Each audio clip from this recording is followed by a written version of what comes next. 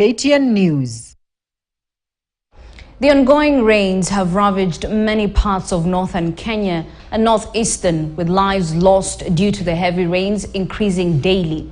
But in Tana River County, the flooding situation has left many displaced and now staring at a looming health crisis like malaria, malnutrition, and waterborne diseases.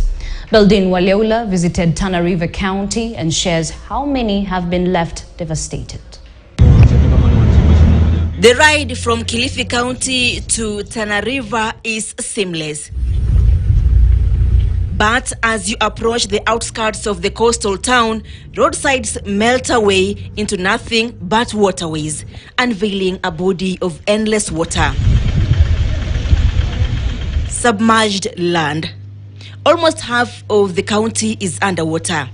Angry rivers have ravaged villages, raining over crops and homes. But to assess the damage, we take a boat ride to the nearest village from the road. The land where locals walked with their livestock and wildlife, now only accessible on boats and rafts. The new mode of transport, not affordable to many. This river is commonly referred to as a laga. The locals say the seasonal river is usually nothing but a dry riverbed. Now it has come alive, with its waters flowing freely way beyond its banks.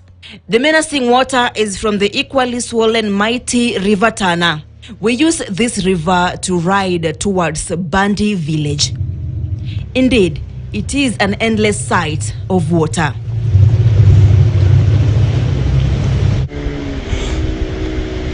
This was a road that was cut off by the merciless water, leaving residents stranded. Now they have to use the only boat available to transport their belongings in shifts. Arriving in Bandi village unveils the aftermath of nature's wrath. This was once a fertile haven teeming with life. Now it has been reduced to ruins. Crops that were almost ready for harvest have been devastated. Locals now face losses of great proportions as their homes, cowsheds, and vegetation are buried under. Schools, mosques, playgrounds now lie submerged. Nothing to come back to, only hoping for a better tomorrow. Just seeing the villages being submerged in water, that's really painful because I'm sure they were unable to rescue most of their belongings. So it's like going to start life from scratch again, because how do you rebuild yourself after that? We now head to the camps where residents of Bandi village are staying after losing their homes. This is the new Bandi after the former one was submerged in water. The residents have sought refuge in these makeshift camps after their lives were altered by the merciless waters. Their tales mirror the good old days when times were not as bad.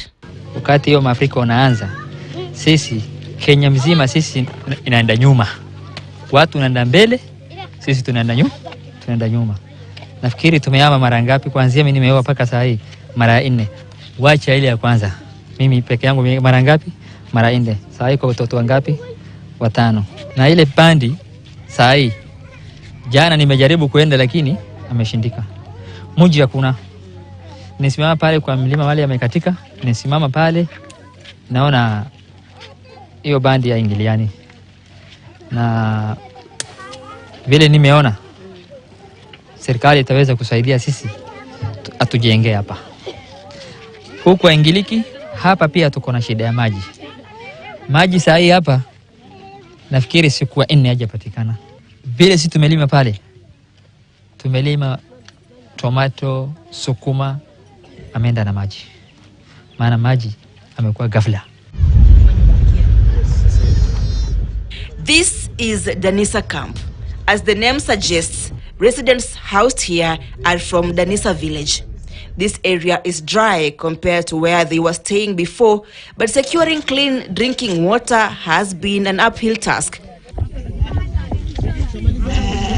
This is the only available alternative. They have to rely on water purification agents donated by Kenya Red Cross. Wamama watakuwa na nguo ya uchafu ya watoto, mara wanaenda kufulia pale. Unaona? Sasa sisi kama binadamu tunahofia sana kulingana na maisha ya kisasa vile inavyoenda. Internally displaced persons grapple with the harsh realities.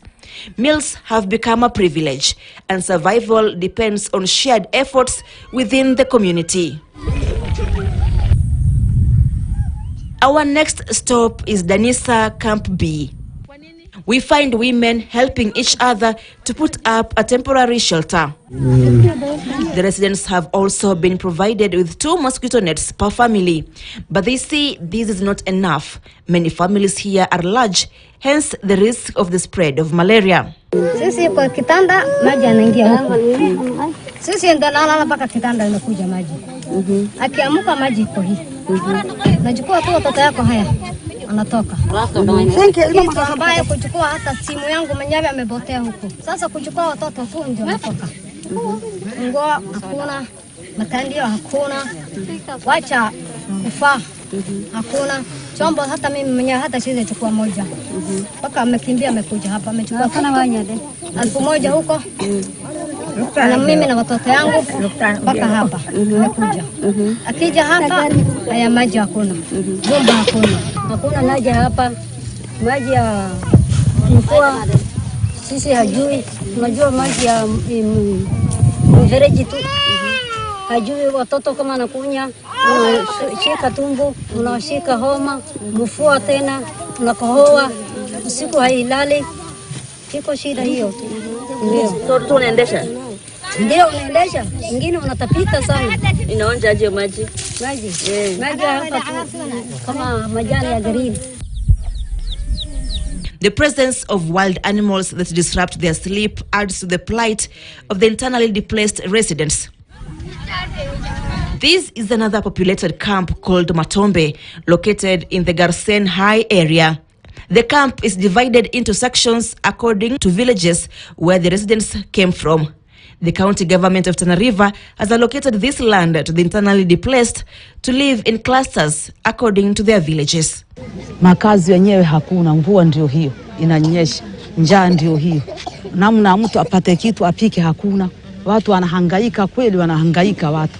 Watoto oi mvua wanakokotaa hivi, kila mtu kimuona anatetemeka, hakuna mahala kukaa.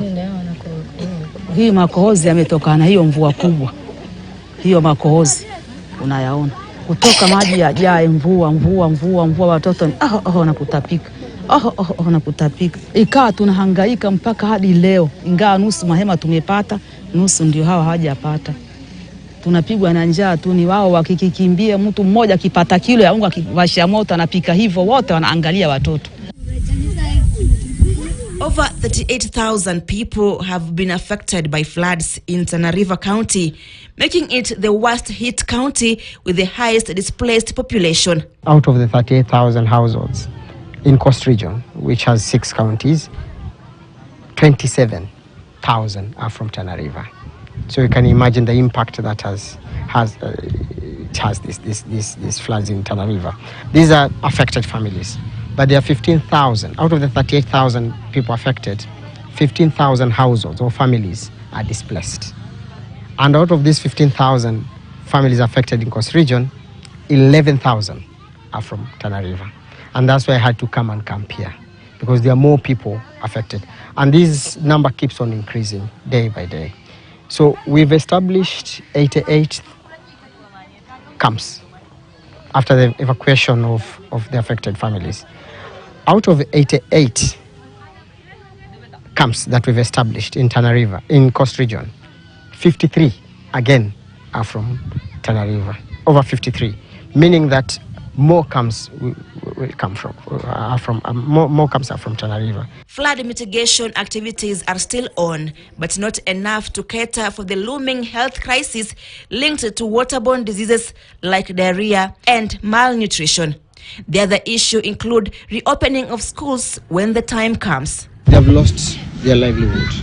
A number of people in Tana River, both in Hola, Madogo, Bura, and even Delta, most of them are farmers and pastoralists, and they depend on those sites, but they can't go back. So it's not that they want you to give them food, but the situation has forced them to ask for food. And I think it's high time now we support them with food. As the affected people stay perched on the higher grounds, they're calling on the government to assist them restart their lives on these safe grounds. But for now, it's a case of living one day at a time. Na tunahakika sisi hatuondoki hapa. Maana Mungu ndio anajua kila kitu, Mungu anatupatia kila kitu. Tumeamua tukae wapi? Hapa bandi. Ya maisha ni ya Mungu. Hatujui, lakini bandi, kuregea bandi naonekana atakuwa ngumu. Kama nyinyi napatia bati, sisi nataka tuchenge tu hapa, hame mara nyingine. Kuhangaika siwezi sisi. The situation here in Tana County is not just critical but dire. Many have been displaced and still grappling the aftermath of the heavy rains. The residents are now waiting on the government to come to their aid. Beldin Walyaula Inisowe, Tana County. You're watching KTN Prime.